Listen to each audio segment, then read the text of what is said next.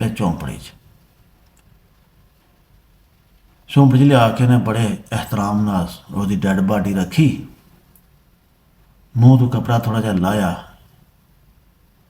ਪਰੇਸ਼ਾਨ ਟੈਨਸ਼ਨ 'ਚ ਕੀ ਹੋ ਗਿਆ, ਇਹ ਹੋਣਾ ਨਹੀਂ ਸੀ ਚਾਹੀਦਾ। ਇੰਨੀ ਦੇਰ ਨੂੰ ਇਹਦੀ ਝੌਂਪੜੀ ਦੇ ਬਾਹਰ ਇਹਨੂੰ ਮਹਿਸੂਸ ਹੋਇਆ ਜਿਵੇਂ ਕੋਈ ਬੰਦਾ। ਇਸ ਬਾਹਰ ਵੇਖਿਆ ਤੇ ਦੋ ਬੰਦੇ ਹੋਣ। ਕਹਿੰਦਾ ਕੌਣ ਹੋ ਤੁਸੀਂ? ਇੱਕ ਆਖਿਆ ਮੈਂ ਹਕੀਮ ਹਾਂ, ਦੂਜਾ ਨੇ ਆਖਿਆ ਮੇਰਾ ਸ਼ਾਗਿਰਦ ਹੈ।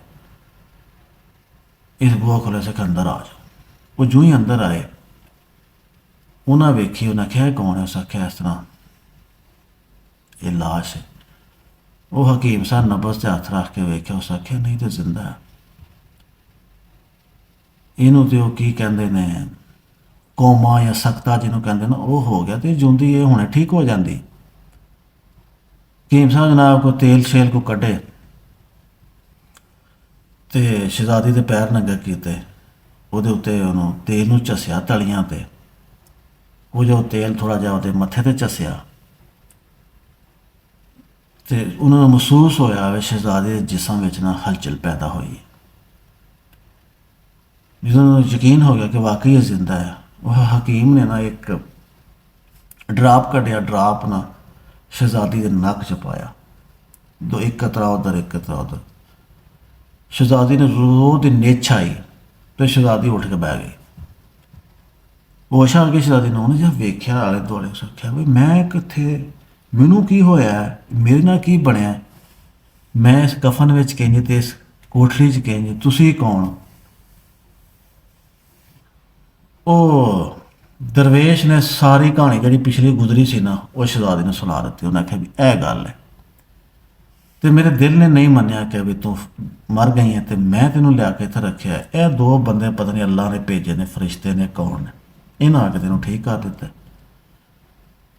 ਸ਼ਹਿਜ਼ਾਦੀ ਆਖਿਆ ਵੀ ਗੱਲ ਹੈ ਕਿ ਮੈਂ ਵਾਕਈ ਮਰ ਗਈ ਸਾਂ। ਅਗਰ ਮੈਨੂੰ ਜ਼ਿੰਦਗੀ ਰੱਬ ਦਿੱਤੀ ਹੈ ਕਿ ਤੇਰੀ ਵਜ੍ਹਾ ਦਿੱਤੀ, ਮੇਰੀ ਜ਼ਿੰਦਗੀ ਤੇਰੀ ਅਮਾਨਤ ਹੈ, ਮੈਂ ਅੱਜ ਤੋਂ ਬਾਅਦ ਤੇਰੀ ਹਾਂ। ਉਹ ਹਕੀਮ ਆਂਦਾ ਵੀ ਇੱਥੇ ਰਹਿਣਾ ਤੁਹਾਡੇ ਵਾਸਤੇ ਨਾ ਇਹ ਗੈਰ ਮੁਹਰਮ ਅਸੀਂ ਸਾਰੇ, ਇਹ ਗੁਨਾਹ ਹੈ ਅਤੇ ਲਿਹਾਜ਼ਾ ਇੱਕ ਬੰਦਾ ਬਾਹਰੋਂ ਹੋਰ ਫੜਨੇ ਆ ਅਤੇ ਤੁਹਾਡਾ ਮੈਂ ਕਰਾਉਣਾ ਨਿਕਾਹ। ਉਹਨਾਂ ਕਿਹਾ ਠੀਕ ਹੈ ਜੀ।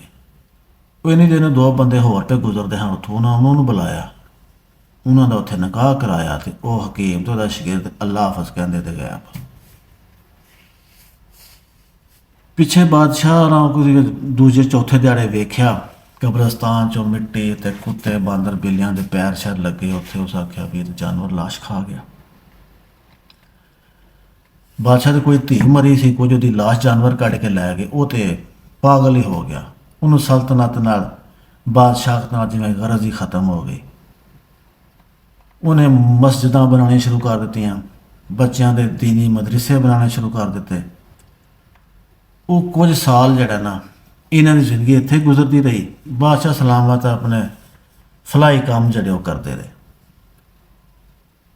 ਇਹਨਾਂ ਨੂੰ ਅੱਲਾ ਬੇਟਾ ਦਿੱਤਾ। ਬੇਟਾ 5-6 ਸਾਲ ਦਾ ਹੋ ਗਿਆ। ਇਹਨਾਂ ਵੀ ਉਸੇ ਬਾਦਸ਼ਾਹ ਵਾਲੇ ਮਦਰਸੇ 'ਚ ਇਹਨੂੰ ਦਾਖਲ ਕਰਾ ਦਿੱਤਾ। ਕਿਸੇ ਨੂੰ ਕੋਈ ਪਤਾ ਨਹੀਂ। ਜ਼ਾਹਿਰ ਇਹ ਬੀਬੀ ਪਰਦੇ 'ਚ ਰਹਿੰਦੀ ਸੀ, ਨਾ ਲੋਕਾਂ ਤਵੱਜੋ ਕੀਤੀ ਦਰਵੇਸ਼ ਦੇ ਬਾਰੇ 'ਚ। ਇੱਕ ਦਿਨ ਬਾਦਸ਼ਾਹ ਸਲਾਮਤ ਉਸੇ ਮਦਰਸੇ ਵਿੱਚ ਉਹਦਾ ਇਫਤਤਾਹ ਜਾਂ ਕੋਈ ਪਾਰਟੀ ਸੀ, ਉੱਥੇ ਆਉਣਾ ਸੀ ਬਾਦਸ਼ਾਹ ਸਲਾਮਤ ਨੇ। ਉੱਥੇ ਹੀ ਉਹ ਮੁੰਡਾ ਪੜ੍ਹਦਾ ਸੀ। ਬਾਦਸ਼ਾਹ ਦੀ ਨਜ਼ਰ ਪਈ ਉਸ ਬੱਚੇ 'ਤੇ। ਜ਼ਾਹਿਰ ਉਹ ਸ਼ਹਿਜ਼ਾਦੀ ਦਾ ਬੱਚਾ ਸੀ, ਬਾਦਸ਼ਾਹਾਂ ਦਾ ਖੂਨ ਸੀ, ਉਹਦੀ ਰੰਗਤ, ਉਹਦਾ ਚਿਹਰਾ ਹੀ ਹੋਰ ਸੀ। ਬਾਦਸ਼ਾਹ ਜਦੋਂ ਉਹਨੂੰ ਵੇਖਿਆ ਤੇ ਬਾਦਸ਼ਾਹ ਕੋਲ ਰਿਹਾ ਨਾ ਗਿਆ। ਬਾਦਸ਼ਾਹ ਨੂੰ ਬੁਲਾਇਆ, ਹੋਇਆ ਇਹਨੂੰ ਬੱਚੇ ਨੂੰ ਮੇਰੇ ਕੋਲ ਲਿਆਓ। ਉਹਨਾਂ ਲਿਆਂਦਾ, ਬਾਦਸ਼ਾਹ ਚੁੱਕਿਆ, ਉਹਦੇ ਨੇ ਪਿਆਰ ਸ਼ਰ ਕੀਤਾ। ਉਹਨਾਂ ਪੁੱਛਿਆ ਵੀ ਇਹ ਬੱਚਾ ਕੌਣ ਹੈ? ਉਹਨਾਂ ਆਖਿਆ ਜੀ ਇੱਥੇ ਗਰੀਬ ਹੈ, ਉਹਦਾ ਮਸਕੀਨ ਦਰਵੇਸ਼ ਬੰਦਾ ਉਹਦਾ। ਉਹਨਾਂ ਆਖਿਆ ਅੱਛਾ, ਇਹਨੂੰ ਇਹਦੇ ਪਿਓ ਨੂੰ ਸਵੇਰੇ ਮਹੱਲ 'ਚ ਪੇਸ਼ ਕਰੋ। ਉਹਨਾਂ ਆਖਿਆ ਠੀਕ ਹੈ। ਬਾਦਸ਼ਾਹ ਸਲਾਮਤ ਚਲੇ ਗਏ। ਮਦਰਸੇ ਵਾਲਾ ਫਕੀਰ ਨੂੰ ਆਖਿਆ ਵੀ ਤੈਨੂੰ ਅਤੇ ਤੇਰੇ ਬੇਟੇ ਨੂੰ ਬਾਦਸ਼ਾਹ ਸਲਾਮਤ ਦਰਬਾਰ 'ਚ ਬੁਲਾਉਂਦੇ ਨੇ। ਫਕੀਰ ਸਮਝਣ ਲੈ ਕੰਮ ਪੈ ਗਿਆ, ਪਤਾ ਲੱਗ ਗਿਆ। ਬਸ ਜਾਣਾ ਕਿੱਥੇ ਸੋ, ਬੇਟੇ ਨੂੰ ਨਾਲ ਲੈ ਕੇ ਤੇ ਦਰਬਾਰ 'ਚ ਹਾਜ਼ਰ ਹੋ ਗਿਆ। ਬਾਦਸ਼ਾਹ ਨੇ ਬੇਟੇ ਨੂੰ ਚੁੱਕ ਕੇ ਉਹਦੇ 'ਤੇ ਆਪਣੇ ਪੱਟ 'ਤੇ ਬਹਾ ਲਿਆ। ਉਹਨਾਂ ਆਖਿਆ ਵੀ ਇਹ ਬੱਚਾ ਮੈਨੂੰ ਬੜਾ ਪਸੰਦ ਹੈ, ਮੇਰਾ ਦਿਲ ਲੱਗ ਗਿਆ ਇਹਦੇ ਨਾਲ, ਮੇਰੇ ਅੱਖਾਂ ਦੀ ਠੰਡਕ ਹੈ। ਪਤਾ ਨਹੀਂ ਕਿਉਂ ਮੈਨੂੰ ਇਹ ਬਹੁਤ ਪਿਆਰਾ ਲੱਗਦਾ ਹੈ ਤੇ ਮੇਰਾ ਦਿਲ ਹੈ ਇਹਨੂੰ ਸਾਡੇ ਮਹੱਲ 'ਚ ਹੀ ਛੱਡ ਦੇ ਯਾਰ।